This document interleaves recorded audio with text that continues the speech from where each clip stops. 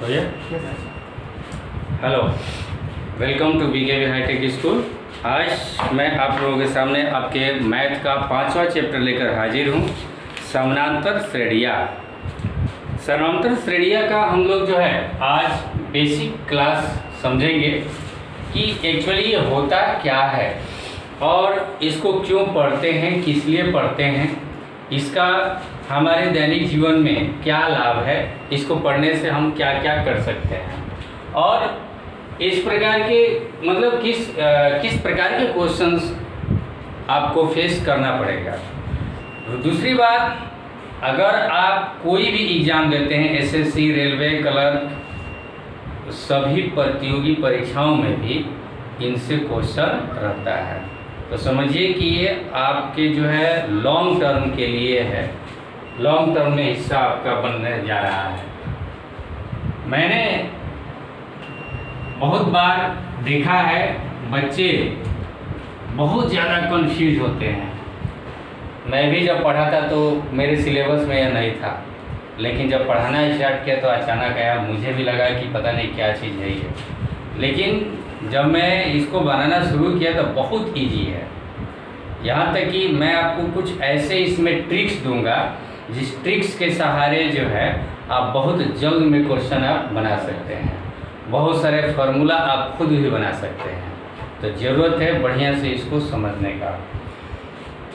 अगर मैं यहाँ पर लिखता हूँ 3, मान लीजिए कि किसी के पास 3 रुपये है, फिर आगे किसी के पास 5 रुपये है, किसी के पास 7 रुपये है, किसी के पास 9 रुपये है, फिर किसी के पास 11 रुपये, फिर किसी के पास 13 रुपया है, फिर किसी के पास 15 रुपया है, फिर किसी के पास इस प्रकार से आप लोग समझ गए। जो लोगों के मुंह से आवाज़ निकला, जिन लोगों ने बताया मेरे बताने के पहले, वो लोग समानांतर श्रेणी समझे कि समझ गए। सीधी सी बात है, एकदम समझ गए, उनके लिए बहुत आसान हो गया। शुरू का समझ लीजिए और उसके बाद वाला आपने कुछ ध्यान दिया कि हम कितना बढ़ा रहे हैं, दो बढ़ा रहे हैं ना। एक बार हम कह रहे हैं किसी के पास 5 रुपये है, 9 रुपये है, ये बोला 10 रुपये है, किसी के पास 12 रुपये है, किसी के पास 13 रुपये है, किसी के पास 15 रुपये है, किसी के पास 20 रुपये है। ऐसे हमने कर दिया। इस दोनों में कुछ डिफरेंस आपको दिख रहा है। डिफरेंस क्या है कि इसमें कितना बढ़ रहा है ये कंफर्म है, पता है, लेकिन इसमें कितना बढ़ रहा है ये कंफर्म। यहाँ पर देखिए 4 बढ़ा है, यहाँ पर 1 बढ़ गया, यहाँ पर 2 बढ़ गया, 1 2 ऐसे यहाँ पर बढ़ रहा है। क्लियर नहीं है? तो देखिए समानांतर का मतलब ही है, समानांतर मतलब समान अंतर, सीधी सी बात है। अब खुद समझ में आ गया होगा आपको कि समान अंतर किसमें है, इसमें है कि इसमें है, ऊपर वाला में है ना। तो ये AP है, कहते हैं कि ये समानांतर श्रेणी है और ये समानांतर श्रेणी नहीं है। ये तो कंफर्म आप सीख गए कि अगर कभी भी दिया हुआ रहेगा और आपसे पूछा जाएगा कि कौन समानांतर श्रेणी है और कौन समानांतर श्रेणी, पकड़ में आ जाएगा। तो ये तो आपने वर्बली सीखा कि कैसे पकड़ा कि कौन समानांतर श्रेणी में है और कौन नहीं है। लेकिन अब हम सोचे मैथमेटिकली कि कैसे आप पता करेंगे कि समानांतर श्रेणी है और समानांतर श्रेणी नहीं है। तो इसमें कुछ टर्म्स होंगे। टर्म्स क्या, देखिए ये एक समानांतर श्रेणी है, ये समानांतर श्रेणी है। तो ये जो है इसको जितने भी इसमें संख्याएं दी हुई है ना, उनको पद कहते हैं। क्या कहते हैं? पद। ये पहला पद, दूसरा पद, तीसरा पद, चौथा पद, 5वां पद। ये समझ में आ गया?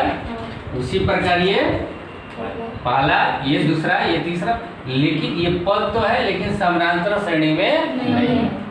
दूसरी बात हम लोग यहाँ समझेंगे, ये पहला पद को हम लोग A लिखते हैं या इसको A1 लिख सकते हैं, या बहुत सारे किताबों में T1 भी लिखता है। टी मतलब होता है टर्म, टर्म मतलब पद, ठीक है। तो T1 का मतलब पहला पद, उसी प्रकार दूसरे पद के लिए क्या लिखेंगे? T2, तीसरे पद के लिए या T1 T2 रही। आपके बुक में अगर NCERT की बात करें तो A1 A2 A3 A4 इस प्रकार देता है, क्लियर। अब 3 से 5 कितना बड़ा है? अंतर कितना का है? डिफरेंस कितना का है? डिफरेंस को किस अक्षर से लिखते हैं? अगर कोई पूछेगा कि इस समानांतर श्रेणी में डी कितना है तो डी लिखेंगे 2। डी मतलब डिफरेंस, डिफरेंस मतलब अंतर। प्रत्येक पद के बीच कितना का अंतर है, इसको क्या कहते हैं? डी निकालने के लिए ये 2 आपने कैसे पता किया? तो 5 में से 3 को आपने क्या कर दिया? अपने खुद से किया ना। 2 कैसे है भाई? तो 5 में से 3 को ये नहीं मालूम है तो कोई दिक्कत नहीं है। वो बोल रही है क्या कि 7 में से 5 घटा दिया तभी भी 2 आया, या 9 में से 7 घटा दिया तभी भी 2 आया। तो यहाँ पर डी जो है हम लिख सकते हैं A2 माइनस A1, या कोई ऐसे भी निकाल सकता है। अगर A3 लिखे तो A3 में से किसको घटाना पड़ेगा? A2 को घटाना पड़ेगा। या अगर A4 लिख दूं तो A4 में से कितना घटाना पड़ेगा? A3 घटाना पड़ेगा ना। चलिए हम पहले एक ये जो है श्रेणी एक दिया हुआ था इसके लिए हम निकालते हैं D1, इसको D1 बोल दें, इसको D2 बोल दें और इसको D3 बोल दें। तो D1 बराबर क्या हो जाएगा? 5 घटाव 3 बराबर 2। इसके लिए D2 अगर निकाले तो 7 माइनस 5 बराबर 2। फिर इसके लिए कोई पूछेगा तो 9 माइनस 7 इज इक्वल टू 2। सब में क्या आ रहा है? D1 D2 D3 D4 D5 ये सब निकालेंगे तो कितना कितना आएगा? 2। अब यहाँ पर आप क्या कहेंगे जरा, इसमें निकाले D1 तो A2 माइनस A1 ये केस 1 इसके लिए, और ये हम निकाल रहे हैं केस 2 इसके लिए, ठीक है। समझ में आ रहा है? तो इसके लिए अगर D1 निकाले तो कितना आएगा? 9 घटाव 5 बराबर। D2 निकालेंगे तो 10 घटाव बराबर 1। D3 निकाले तो 12 घटाव 10 बराबर 2। D4 निकाले तो 13 घटाव 12 बराबर 1। अब आप समझ रहे होंगे कि कब एपी कहेंगे और कब एपी नहीं। ये तो हम जुबानी हमने पकड़ने के लिए कह दिया, लेकिन मैथमेटिकली अगर किसी को दिखाना होगा कि बाबू कब हम किसी श्रेणी को एपी कहेंगे और कब नहीं कहेंगे, तो एपी के लिए हमारा कंडीशन है D1 D2 D3 सब बराबर होना चाहिए, यानी डिफरेंस बराबर होना चाहिए। यहाँ पर डिफरेंस बराबर नहीं है इसलिए यह एपी में नहीं है। क्लियर? समझ में आ गया? इसी को कहते हैं एपी। ये बेसिक चीज आपने देखा। अब कुछ और भी मैं समझाना चाह रहा हूँ, देखिएगा। मैंने ऊपर में भी एक एपी लिखा है, एक और नीचे एपी लिख रहा हूँ। 5 9 13 17 21 25 29। अब आप बताइए कि यह एपी में है कि नहीं है? क्यों है? क्योंकि अगर आप देखें तो डिफरेंस सबके बीच कितना का आएगा, लेकिन यह भी एपी है और ये भी एपी है। इस दोनों में क्या अंतर है? अच्छा गुड। इसका डिफरेंस 2 है और इसका डिफरेंस 4 है। इसका D2 और इसका D4 है। एक ये अंतर हो गया। दूसरा अंतर, इसका A1 3 है तो इसका A1 ये भी एक डिफरेंस हो गया। पहला पद इसका 3 है तो इसका पहला पद 5 है, ये भी एक डिफरेंस हो गया। और क्या डिफरेंस है? डिफरेंस यह है कि ये जो है लिमिटेड है, इसके बाद डॉट डॉट डॉट नहीं ना है, इसमें फिक्स है कि 1 2 3 4 5 6 7 7 ही पद है, लेकिन इसमें डॉट डॉट देने का मतलब क्या है कि ये आगे भी चलता गया है ना, है ना। तो इसको कह सकते हैं टर्मिनेटिंग, इसको कहेंगे नॉन टर्मिनेटिंग, है ना। या इसको कहेंगे लिमिटेड और इसको कहेंगे, या इसको कहेंगे परिमित और इसको कहेंगे अपरिमित। समझ में आ गया। तो एपी कितने प्रकार का हो गया? 2 प्रकार का हो गया, है ना। एक टर्मिनेटिंग, दूसरा नॉन टर्मिनेटिंग। या एक को लिमिटेड कह दीजिए किसी बुक में, तो दूसरे में अनलिमिटेड कह दीजिए अपने भाषा में, या इसको हिंदी में परिमित कर दीजिए तो दूसरे भाषा में अपरिमित हो गया। ये समझ में आ गया। एपी कितने प्रकार का? सीमित और असीमित, ये भी एक हो गया, है ना। अपने भाषा में आप चाहे जैसे भी समझ लें, ठीक है, क्लियर। चलिए ये भी आप समझ गए, अच्छी बात है। अब मैं दे रहा हूँ, ध्यान से देखिएगा। 15 13 11 9 7 7 के बाद 5 के बाद 3 के बाद 1, है ना। अब बोलिए यह एपी में है कि नहीं है? है। क्यों? डी अगर निकाले इसका तो कितना होगा? A2 माइनस, यानी 13 घटाव बराबर, अगर D2 निकाल ले तो 11 बराबर। यह हमें क्यों बताया? क्योंकि किसी के दिमाग में, वक्ता के दिमाग में बात आ रही थी कि ये बढ़ रहा है 2, इसमें 4, चलो ठीक है एपी है। अब उसका दिमाग ये तो घट रहा है, ये कैसे एपी हो जाएगा? तो अब दिमाग में बैठा लेना कि जो घटेगा वो भी एपी हो सकता है, खाली बढ़ने वाला ही एपी नहीं होता है, घटने वाला भी एपी होता है, लेकिन घटे भी तो बराबर बराबर घटे। डिफरेंस -2 -2 यानी डी जो होता है वह प्लस में भी हो सकता है और माइनस में भी हो सकता है। क्लियर? अब यहाँ पर मैं कह दिया 15 13 11 9 7 5 3 1, इसके बाद हो सकता है कि नहीं? कुछ नहीं हो सकता है, बिल्कुल होगा, बिल्कुल होगा। -1 से 2 अगर कम कीजिएगा तो -1 होगा, 1 के बाद 0, 0 के बाद -1, तो दूसरा कदम -1 होगा कि नहीं? इससे भी छोटा हो सकता है, -3 -5 -7 ये सब कम होते जा रहे हैं। ये मतलब 7 है 9 अधिक है, नहीं, ये -9 कम है, -7 अधिक है, ठीक है। इस प्रकार से ये माइनस वाला भी अगर हम चाहें तो अनलिमिटेड वाला हो सकता है, हो सकता है ना। चलिए ये भी अच्छी बात है, समझ में आ गया। मिटा दें, कोई दिक्कत? कोई दिक्कत नहीं ना यहाँ तक? अब देखिए यहाँ पर आज मैं बेसिक सिखा रहा हूँ। पहला पद ए अगर कोई पूछेगा निकाल लेंगे आप, डी डिफरेंस कोई पूछेगा निकाल लेंगे, एपी है कि एपी नहीं है ये भी आप पहचान लेंगे ना। अब मैं आगे बढ़ रहा हूँ एक चीज, मान लीजिए कि ये मैं मिटा दिया, यानी कह रहे हैं कि A1 दिया हुआ है 3 दिया हुआ है ना, A2 भी दिया हुआ है कितना?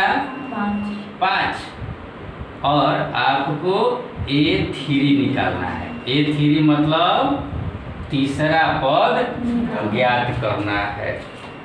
तो कैसे ज्ञात करेंगे? ज्ञात कर लेंगे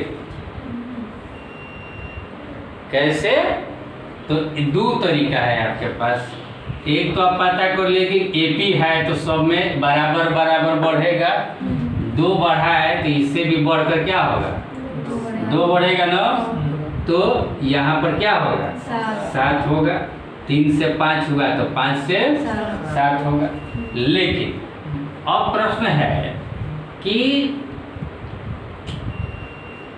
5 भी नहीं दिया हुआ है,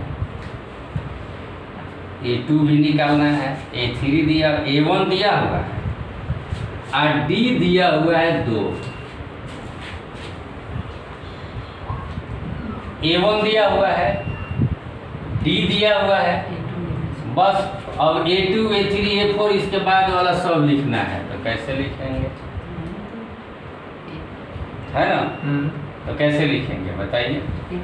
तो 3 में ये डिफरेंस जो था, जो बढ़ रहा था, उसको क्या कर देंगे? यानी अगर A2 निकालना है, A2 निकालना है तो क्या करेंगे? A1 में, बोलिए, ठीक पकड़े हैं आप लोग। A1 में क्या जोड़ दीजिए?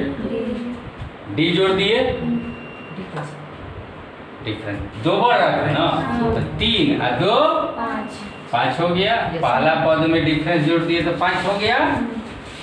A3 निकालना है तो A2 में क्या कर दीजिएगा? D जोड़ दीजिएगा, नहीं तो क्या हो जाएगा? 5 प्लस 2 तो 7 हो जाएगा। ठीक है, मैं कहता हूं कि नहीं A2 भी नहीं मालूम है और तब A3 निकालना है, A1 ही मालूम है। तो अब सोचिए कि यहाँ 3 अगर है तो 3 में कितना जुड़िएगा कि 7 आ जाएगा? 4।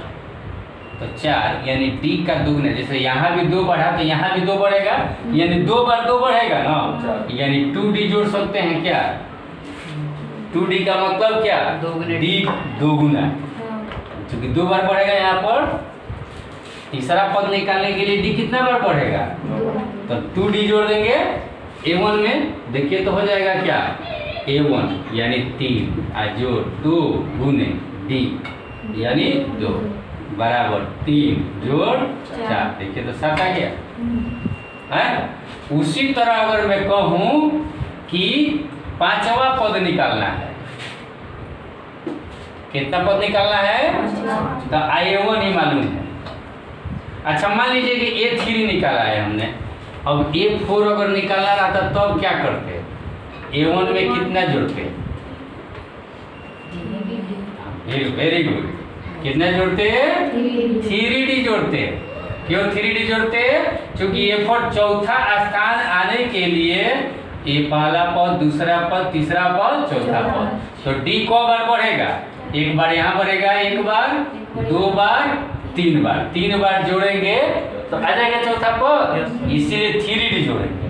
तो 3D जोड़ेंगे तो A1 3 और जोड़ 3 गुने यानी 3 जोड़ 6 यानी देखिए तो 9 आता है कि नहीं? 5 7 9, समझ में आ रहा है? तो A4 है तो कितना जोड़ रहे हैं? 3D A1 में, है ना? उसी तरह अगर कोई पूछेगा A10 10वां पद निकालना है, 90 A1 plus, very good, A1 plus 90, समझ में आ गया ना? यानी 10वां पद निकालना होगा तो A1 3 है तो 9 इंटू यानी 3 प्लस यानी 21 आएगा ना? देखिए फॉर्मूला आप ही बना रहे हैं, हम नहीं बना रहे हैं, है ना? तो देखिए कैसे जोड़ कर देख लिए, 3 5 7 9 11 13 15 17 19 21, देखिए 10 बार है, 1 2 3 4 5 6 7 8 9, आ गया कि नहीं? कोई दिक्कत? कोई दिक्कत नहीं? चलिए बहुत बढ़िया बात है। तो आपने फॉर्मूला अब क्या बनाया? 3 है तो 2D जोड़ेंगे, चौथा पद निकालना है। और मेरा एक टेक्निक है, अच्छा सुनिए, ये भी एक और प्रैक्टिकल करते हैं। एक और प्रैक्टिकल क्या करें हम, ध्यान दीजिएगा। हमको A1 नहीं मालूम है, A2 भी नहीं मालूम, A3 मालूम है 7 और D दिया हुआ था और A10 निकालना है। अब कहते कि सर A10 था तो A1 में 90 जोड़ते, यहाँ तो A3 दिया हुआ है, कोई दिक्कत नहीं। तो तीसरा पद के बाद कितना बार बढ़ेगा? 70। वेरी गुड, पकड़ लिया बात। देखिए 2 है ना, तो यहाँ 1 डी, 1 1 2, यहाँ 3 है ना, 1 A1, 1 का 2, यहाँ 4 है ना, 1 का 3, 4, यहाँ 10 है ना, 1 9। उसी प्रकार A10 है, A3 मालूम है, तो यहाँ A3 में कितना जोड़ेंगे? 3 है, यहाँ 10 को जाना है, कितना जोड़ेंगे? 7D। A3 में कितना जोड़ेंगे? 7D, तो 10वां पद निकलेगा। उसी तरह अगर मान लीजिए कि A5 दिया हुआ है आपको, है ना, A20 निकालना है 20वां पद, 15D, तो कितना लिखेंगे? A5 में कितना जोड़ेंगे? 15। यह आपको फॉर्मूला किसी किताब में नहीं दिया हुआ है, न NCERT, न भारतीय भवन, न विश्व वेलफेयर। समझ लीजिए, यह आपने फॉर्मूला बनाया, ठीक है ना। अब आपके बुक में क्या फॉर्मूला दिया हुआ है? अगर nवा पद निकालना है, nवा पद मतलब क्या? पहला पद, दूसरा पद, तीसरा पद, n के जगह पर कुछ भी रह सकता है। जैसे 1 to A3 लिखे 4, तो n के जगह पर क्या हो सकता है? 5 भी हो सकता है, 6 भी हो सकता है, 10 भी हो सकता है। अगर nवा पद निकालना है तो देखिए, जैसे यहाँ पर A10 लिखे हैं, A10 तो बराबर क्या लिखे हैं? A1 प्लस 10 में से 1 घटाकर तब D लिखे हैं। देखिए ये 10 है ना, तो 10 में से 1 घटाकर 9D लिखे हैं कि नहीं? उसी प्रकार 4 है, तो 4 में से 1 घटाकर 3D लिखे हैं कि नहीं? तो अगर A के जगह पर n लिख रहे हैं तो A1 प्लस जो यहाँ n है, उस n में से 1 यानी n-1 इंटू, यही आपका nवा पद निकालने का फॉर्मूला आपके बुक में झूठ मूठ का। ये तो हमारा अपना प्रैक्टिकल है, हमने अपने से प्रैक्टिकल किया, बनाया और फॉर्मूला दे दिया, है कि नहीं? कि nवा पद कैसे ज्ञात करेंगे? nवा पद निकालने का फॉर्मूला an बराबर A1 प्लस n-1 इंटू, उसी प्रकार जैसे मान लीजिए कि ये 5 9 दिया हुआ है, 1 2 3 4 5 6 7। अगर कह रहा है कि 8वां पद निकालना है, कितना पद निकालना है? A8 निकालना है। हमको पहला नहीं मालूम है, दूसरा नहीं मालूम है ना, और पहला दूसरा तीसरा चौथा 5वां पद मालूम है, कितना? A5 बराबर 21, A5 बराबर और D दिया हुआ है 4, तो A8 कैसे निकलेगा? 8वां पद, तो आसान लग रहा है। A8 बराबर क्या लिखेंगे जितना दिया हुआ है? A5 प्लस,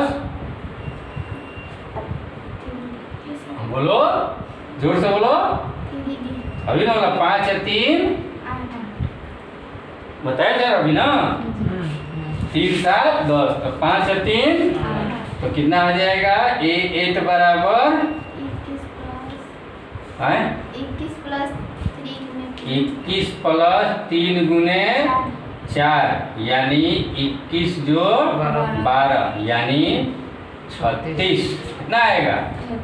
लेकिन ये तो आपने बनाया, कैसे बनाया ध्यान दीजिए, ध्यान दिए आप, हैं? लेकिन दूसरे कोचिंग में पढ़ने वाले, दूसरे स्कूल में पढ़ने वाले बच्चे कैसे बनाएंगे ये भी बता दूं आपको, ये भी बता देता हूँ, वो लोग कैसे बनाएंगे। 21 जोड़ 12 प्लस 33 ना, हाँ 21 जोड़ 12 बराबर कितना हुआ? 33। देखिए दूसरे कोचिंग में पढ़ने वाले वो कैसे बनाएंगे ये भी ध्यान दीजिए। मैं क्या बोला था? A5 बराबर दिया हुआ है 21, D बराबर कितना दिया हुआ है? तो जो लोग किताब के अनुसार चलते हैं, किताब पढ़कर जो और लोग पढ़ेंगे वो लोग कैसे बनाएंगे? तो A5 है, A1 नहीं मालूम है, हमको निकालना है A8 निकालने के लिए हम फॉर्मूला जानते हैं A1 प्लस 7D, 8 घटाव 1 इंटू D, यही ना होता है। तो A1 निकालने के लिए क्या करेंगे? तो A5 का, चूंकि A5 बराबर A1 plus 5 minus 1 into D, इसलिए A5 दिया हुआ है 21, A1 नहीं मालूम है तो A1 5 घटाव 1 4 गुने डी मालूम है 4, तो 21 बराबर A1 प्लस 16, तो A1 बराबर 21 घटाव 16 बराबर 5। और A1 निकाल लिए। अब A1 निकालने के बाद अब इसमें रखेंगे, चूँकि A8 बराबर A1 plus 8 minus 1 into D, इसलिए A1 के जगह पर 5 7 गुने डी यानी 4, तो 5 जोड़ 7 चौक 28 बराबर 35। इतना बनाएंगे। पहले लिख कर पहले A1 निकालेंगे, फिर A1 निकाल कर तो, लेकिन आपके पास कोई टेंशन नहीं है, कोई टेंशन नहीं है, क्या कोई दिक्कत नहीं। A5 दिया हुआ है 21, डी दिया हुआ है, आप डायरेक्ट चूँकि A8 बराबर A5 प्लस 5 3 8 3, इसलिए A5 21 जोड़ 3 गुने 4 21 जोड़ 12 बराबर 35। अब देखिए किसका आसान है, मेरे यहाँ पढ़ने वाला तेज है कि ये वाला तेज सर आपके यहाँ पढ़ने वाले तेज है ना? तेज, कम समय में क्वेश्चन बना, अच्छा फॉर्मूला आपने तैयार किया है ना, समझ में आ गया ये चीज। चलिए अब इसके बाद और कुछ आप लोगों को पद निकालना समझ में आ गया।